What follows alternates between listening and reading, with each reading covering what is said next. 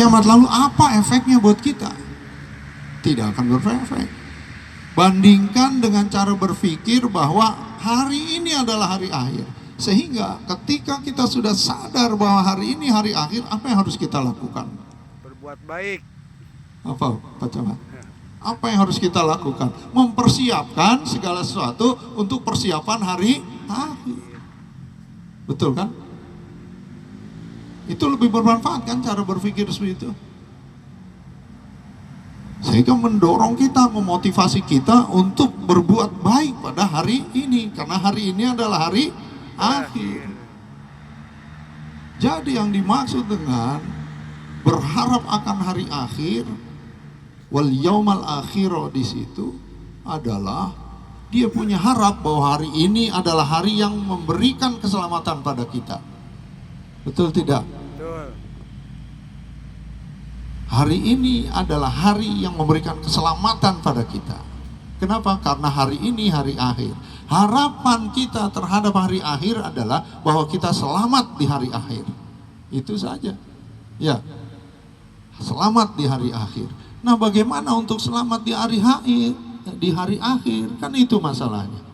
Bagaimana untuk bisa selamat di hari akhir? Bimakna bagaimana selamat di hari ini. Hari ini ternyata setelah kita teliti terdiri dari 24 jam. Betul. Jadi hari ini itu 24 jam. Pada jam yang mana kita harus selamat? Pada jam yang mana? Karena ada 24 jam ternyata. Pada jam yang mana Pak Camat kita harus selamat? Hah? Jam ini, betul kan? Pada jam ini, karena jam berikutnya belum tentu kita masih hidup. Jam ini kita harus selamat. Tetapi setelah kita analisis lagi, bahwa 24 jam itu terdiri dari kumpulan menit. Jam ini itu yang 1 jam itu terdiri dari 60 menit. Jadi ada lagi pertanyaan, pada menit yang mana kita harus selamat? Betul nggak Pak Camat? Ini kita coba berpikir secara secara teliti lah begitu, ya, secara teliti. Dari 60 menit di jam ini nih, pada menit yang mana kita harus selamat? Pak Camat? Pada menit yang mana kita harus selamat? Menit ini. Ternyata muncul lagi pertanyaan. Ternyata 1 menit itu ada 60 detik Pak Camat. 60 detik. Pada detik yang mana kita harus selamat? Detik ini. Detik ini. Bagaimana caranya kita bisa selamat di detik ini? Bagaimana? Ini ada yang belum talqin nggak di sini? Pada detik yang mana kita harus selamat, Pak Camat? Detik ini kan? Terus bagaimana cara kita selamat di detik ini kalau kita tidak bersama Allah pada detik ini? Kemudian timbul lagi pertanyaan, bagaimana cara bersama Allah pada detik ini? Bagaimana Pak Camat? Ini Pak Camat. Ini kan yang tadi sudah ditalkinkan. Ini adalah cara kita selamat pada detik ini. La ilaha illallah. Bahwa kemudian detik berikutnya kita masih hidup, nafas ini masih ada, isi lagi dengan ini, supaya kita selamat pada detik ini tersebut. Begitulah seterusnya. Itulah makanya urgensi daripada dzikir khafi itu di sana. Benarnya.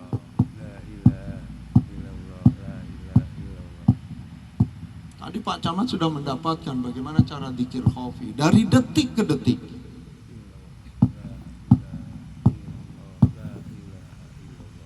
Dua, syarat pertama dia punya harap akan Allah. Syarat kedua dia punya harap akan hari akhir. Harap akan Allah. Kalau harap akan Allah aja nggak ada, nggak pernah harap sama Allah, mana mungkin dia mau nyontoh Nabi? Ya kan? Yang kedua, kalau dia tidak punya harap untuk selamat pada hari ini, pada jam ini, pada detik ini. Nggak mungkin dia mau nyontoh Nabi, bos. Nggak bakal mungkin punya pemikiran ingin mencontoh Nabi. Oleh karena itulah makanya sebenarnya dari fenomena yang kita lihat, kebanyakan kalimat uswatun hasanah hanya menjadi sebuah wacana saja. Maka ternyata nyambung dengan syarat ketiga yang dipersyaratkan dalam surat Al-Ahzab ayat 21 yang mengatakan yang pertama adalah harap akan Allah, yang kedua adalah harap akan selamat di detik ini, maka yang ketiga adalah wadakarallaha katsiro, dan orang yang dikirnya banyak. Orang yang dikirnya banyak. Lah kalau orang sudah punya ini, berarti dia selamat di detik ini.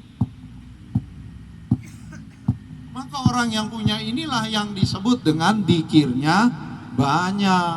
Kenapa disebut dikirnya banyak? Karena dikirnya udah nggak lagi dihitung.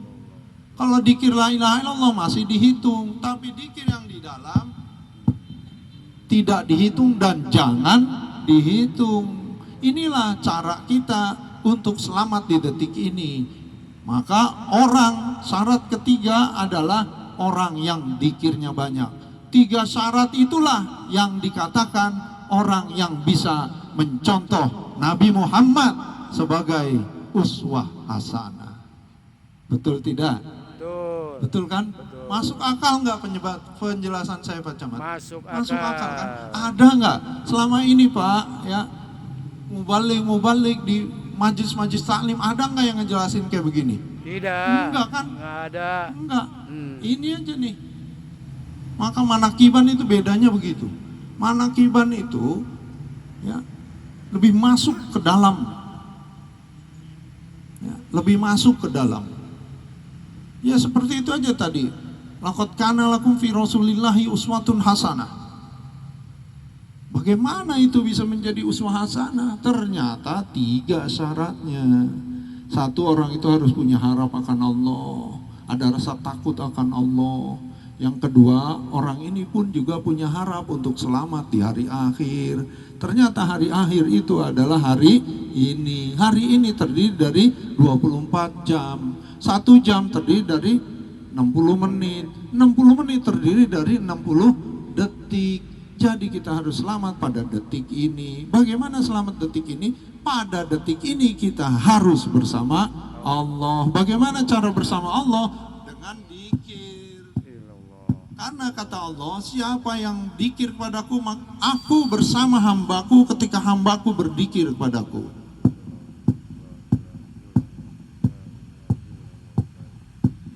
Nyambung nggak Pak Camat? Gitu ya. Jadi kalau penjelasan Al-Ahzab ayat 21 kayak begini Pak, ini orang akan mau belajar dikir.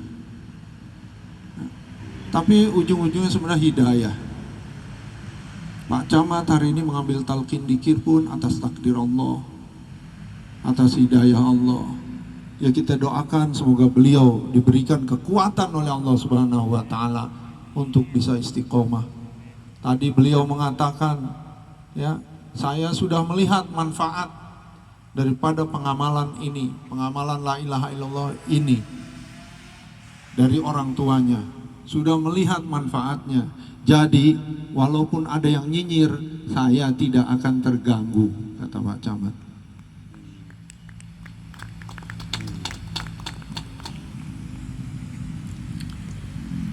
Manakiban seperti ini dihadiri oleh para wali-wali Allah. Amin. Oleh karena itu, siapa yang hadir pada manakiban, maka dia hadir dan duduk bersama para wali-wali Allah. Amin ya Allah ya Rabbal alamin. Kata Syekh Abdul Qadir, di mana dibacakan manakibku, aku hadir. La ilaha illallah, la ilaha illallah, la ilaha illallah. Kata Abah Aus, di mana ada manakib, Abah ada di situ. Illallah. Jadi Bapak dan Ibu-ibu sekalian, maka sekarang Ya, alhamdulillah kita bisa manakiban di sini. Ya, di lapangan ini. Ya, semoga semuanya diridhoi oleh Allah, diberkahi oleh Allah Subhanahu wa taala, dan semoga kita semua menjadi orang-orang yang selalu bisa mengambil Rasulullah sebagai uswah hasanah dan istiqomah pada jalan ini. Semoga kita adalah orang-orang yang selalu diselamatkan oleh Allah Subhanahu wa taala. Mohon maaf jika ada kekurangan dalam penjelasan saya. Terimalah kedatangan saya sebagai silaturahmi, ya, silaturahmi dengan ikhwan akhwat, dengan warga di Cikampek ini. Dan alhamdulillah silaturahminya langsung kepada camatnya, langsung kepada kepala di lingkungan ini, yaitu Bapak Camat Haji Usain. Ya, semoga beliau istiqomah. Wallahul muwaffiq ila aqwamit thoriq. Wassalamualaikum warahmatullahi wabarakatuh.